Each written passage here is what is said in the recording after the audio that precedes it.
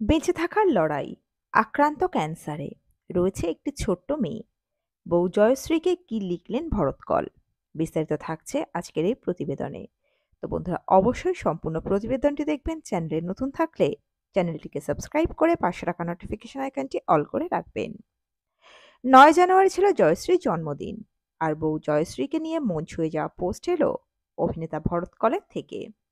জয়শ্রীকে নিয়ে লম্বা post ভরতের social মিডিয়ায়। স্টার জলসার রিয়ালিটি শো স্মার্ট জড়িতে অংশ নিয়েছিলেন ভরত কল আর জয়শ্রী মুখোপাধ্যায়। সেখানে এসে নিজের ক্যান্সার আক্রান্ত হওয়া নিয়ে প্রকাশ্যে কথা বলেছিলেন এই জুটি। ফের একবার সোশ্যাল মিডিয়ায় অসুস্থতা নিয়ে পোস্ট করলেন অভিনেতা। ভালো আছেন তো ভরত কল? চিন্তায় অনুরাগীরা।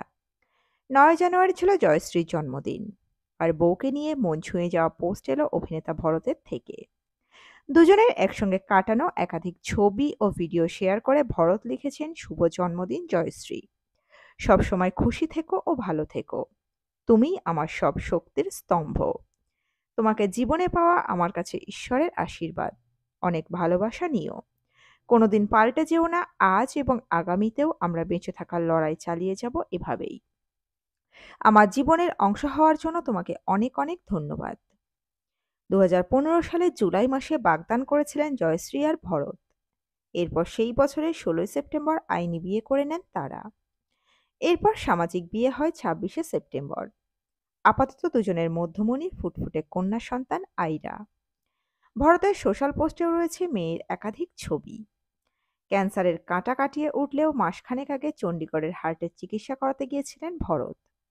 অভিনেতার বুকে স্টেন্ট বসে, আর সেই সময়ও ভরতের পাশে ঢাল হয়ে দাঁড়িয়েছিলেন তার স্ত্রী জয়শ্রী।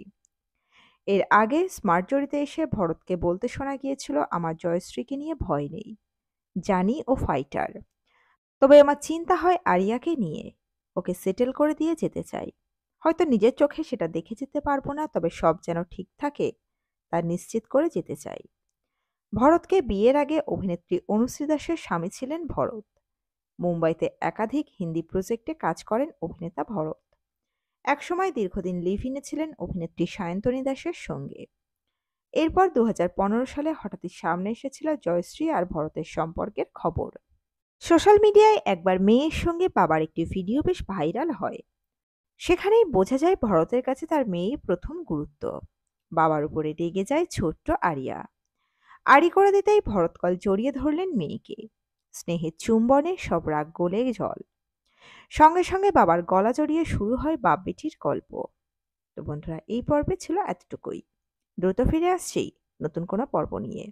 অজানা গল্প চ্যানেলের সঙ্গে থাকার জন্য সকল দর্শক বন্ধুকে অসংখ্য ধন্যবাদ। দেখতে থাকুন, চোখ রাখুন অজানা গল্প চ্যানেলে।